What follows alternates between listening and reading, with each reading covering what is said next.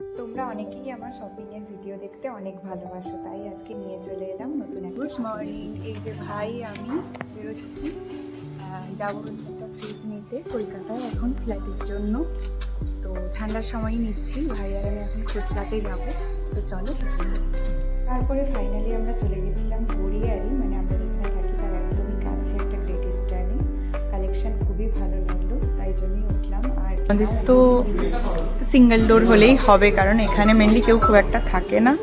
এগুলোতে ইলেকট্রনিক জিনিস দীর্ঘদিন রেখে দিলে নষ্ট হয়ে যায়, তাই পারপাস সার্ভ করার এত বড় এনাদের পুরো একটা ফ্লোর হচ্ছে ফ্রিজে।